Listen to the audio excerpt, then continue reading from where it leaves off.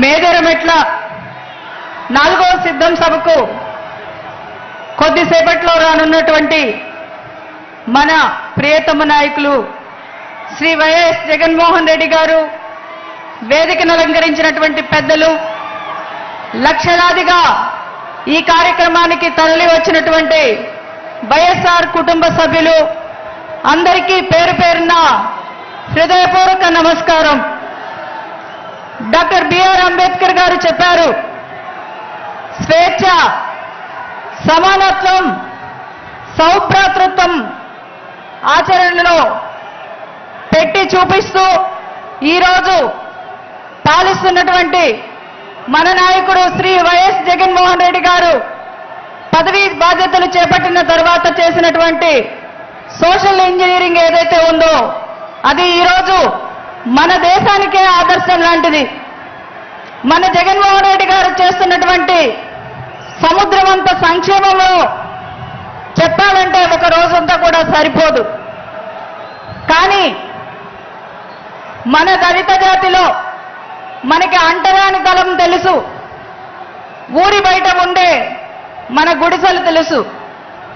జగన్మోహన్ రెడ్డి గారు ఇచ్చినటువంటి వైఎస్ఆర్ జగనన్న కాలనీలు చెప్పాలంటే అవి ఊళ్ళు. ఆయన ఇచ్చేటప్పుడు నేను క్యాబినెట్లో ఉన్నాను. చాలా మంది అన్న ఎవరికి వాళ్ళకి ఇవ్వాలని అడుగుతా ఉన్నారు అన్నప్పుడు మన ముఖ్యమంత్రి గారు ఒక మాట చెప్పారు, అలా ఉంటే అది అంబేద్కర్ గారు చెప్పినటువంటి విధానం కాదు, అన్ని కులాలు అన్ని మతాలు ఒక్క చోట కలిసి ఉండడమే అంబేద్కరిజం, కాబట్టి అందరూ కలిసి ఉండాలి మనం ఇచ్చబోయే కాలనీల్లో అని చెప్పినటువంటి మహానుభావుడు మన గౌరవ ముఖ్యమంత్రి గారు. అది మేమందరం కలిసి ఖచ్చితంగా గుర్తు చేసుకోవాల్సినటువంటి విషయం. ఇక విద్య విషయంలో అమ్మఒడి, విద్యా దీవెన, వసతి దీవెన ఇలాంటి విషయాల గురించి మనం మాట్లాడుకోవాల్సినటువంటి అవసరం లేదు. అర్హత ఉన్నటువంటి ప్రతి ఒక్కరికి వస్తున్నాయి. కానీ ఇంగ్లీష్ మీడియం విద్య అంటే పేదలకు అందని ద్రాక్ష. అందని ద్రాక్ష అంటే ఎప్పుడు పుల్లగానే ఉంటుంది. కానీ అలాంటి ఇంగ్లీష్ మీడియం విద్యను ఈరోజు మా పేద వర్గాలకు చేరువ చేసి ఇంగ్లీష్ మీడియం తీయదనాన్ని మాకు అందించినటువంటి గొప్ప వ్యక్తి ఎవరైనా ఉన్నారు అంటే అది మన గౌరవ ముఖ్యమంత్రి గారు శ్రీ వైఎస్ జగన్మోహన్ రెడ్డి గారు.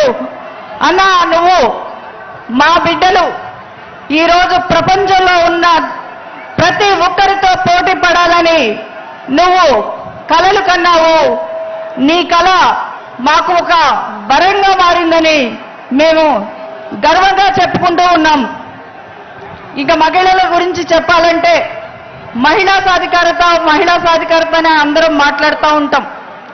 కానీ అదొక కేవలం నినాదంగా మిగిలిపోకూడదు, అది ఒక విధానంగా మార్చాలి అనేటువంటి గొప్ప మనసుతో మహిళను సాధికారతను తీసుకువచ్చినటువంటి వ్యక్తి మన గౌరవ ముఖ్యమంత్రి వర్యులు శ్రీ వైఎస్ జగన్మోహన్ రెడ్డి గారు. ఆయన ఇస్తున్నటువంటి చేయూత, ఒకరోజు ఒక గ్రామంలోకి వెళ్ళి చేయూత అందుకుంటున్నటువంటి ఒక మహిళను అడిగాను, అమ్మా నువ్వు నీకొచ్చినటువంటి డబ్బులు దేంట్లో పెట్టుబడిగా పెట్టుకుంటున్నావు అని. ఆమె నేను ఒక చిన్న టిఫిన్ షాప్ నడుపుకుంటా ఉన్నాను అంది. పెట్టుబడి పోను నీకు ఎంత డబ్బులు మిగులుతాయమ్మా అని అడిగితే నాకు రోజుకి 2000 రూపాయలు వస్తాయమ్మా అంది.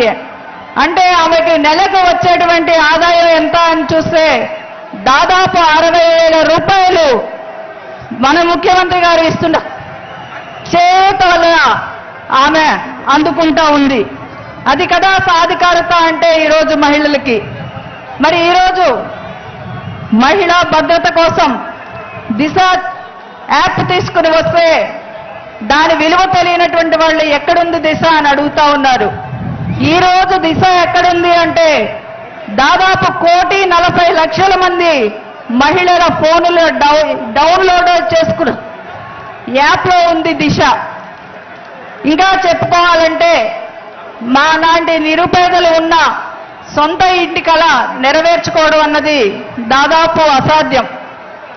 మరి 31 లక్షల మందికి సొంత ఇళ్ల స్థలాలు ఇచ్చి రూపాయి ఖర్చు లేకుండా రిజిస్ట్రేషన్ చేసి ఇచ్చినటువంటి ఘనత మన గౌరవ ముఖ్యమంత్రి గారికే దక్కుతుందని కూడా తెలియజేస్తూ ఉన్నాం. ఇక వైద్యం విషయం, కార్పొరేట్ వైద్యాన్ని మన ఇంటికి మన ముంగిటికి తీసుకువచ్చినటువంటి ఘనత మన గౌరవ ముఖ్యమంత్రి గారిది.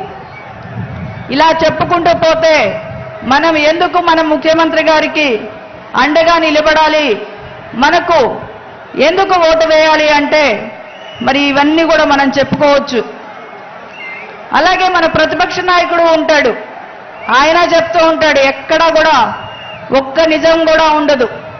మరి ఆయన అబద్ధాల మీద ఒక పెద్ద కథ కూడా ఉంది. ఈ సందర్భంగా మీకు ఒక్కసారి అది గుర్తు కూడా చేస్తాను. ఒక రాక్షసుడు ఒక శివుడు కోసం వరం ఇవ్వాలని చెప్పి చాలా ఘోరమైనటువంటి తపస్సు చేశాడంట. తపస్సు మెచ్చి శివుడు ప్రత్యక్షమయ్యాడు.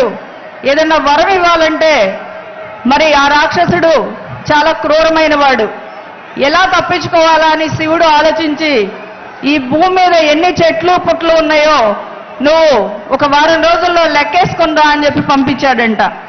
అతను గబగబా వెళ్ళి 3 రోజులకే లెక్క వేసుకుని తీసుకుని వచ్చాడంట.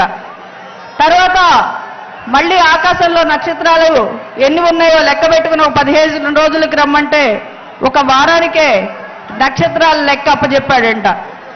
తర్వాత సముద్రం దగ్గర ఇసుక రేణువులు ఉంటాయి, అవన్నీ లెక్క పెట్టుకుని ఒక 2 నెలల్లో చెప్పంటే అవి కూడా చెప్పి తీసుకొచ్చి వచ్చి లెక్క 4 రోజులకే చెప్పాడంట. శివుడు అప్పుడు ఏం చేయాలో అర్థం కాక ఆంధ్రప్రదేశ్లో చంద్రబాబు నాయుడు అనే వ్యక్తి ఉంటాడు, ఆయన అబద్ధాలు చెప్తూ ఉంటాడు.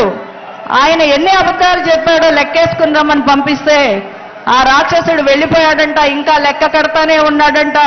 మరి చంద్రబాబు నాయుడు గారు చెప్పబోయే హామీలు అబద్ధాలు ఆ విధంగా ఉంటాయి. కాబట్టి మన రాష్ట్ర ప్రజలందరూ ఆలోచించండి, ఈరోజు నిజాయితీగా ఉన్న నాయకుడు ఎవరు, అబద్ధాలు చెప్పేటువంటి నాయకుడు ఎవరు అని. మరి చివరిగా ఈరోజు జగన్మోహన్ రెడ్డి గారు మన కోసం పాలన చేస్తున్నారు.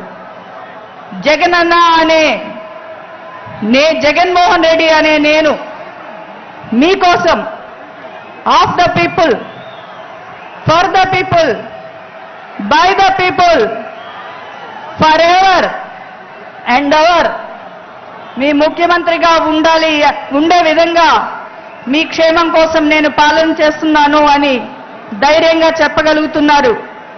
అన్న మళ్ళీ తిరిగి మేలో మీ ప్రమాణ స్వీకారానికి ఇలా లక్షలాదిగా తరలి వచ్చి మేమందరం మీకు అండగా ఉంటామన్నా, మేమంతా మిమ్మల్ని ముఖ్యమంత్రిగా తిరిగి చేసుకోవడానికి సిద్ధంగా ఉన్నామన్నా అని తెలియజేసుకుంటూ, మరి మీరంతా సిద్ధమేనా? సిద్ధపడి వచ్చారా? జై Jagan. Thank you. Thank you ma'am, so inspiring. ఆ తర్వాత కోల్పోయిన అనిల్ కుమార్ యాదవ్ గారు మాట్లాడబోతున్నారు.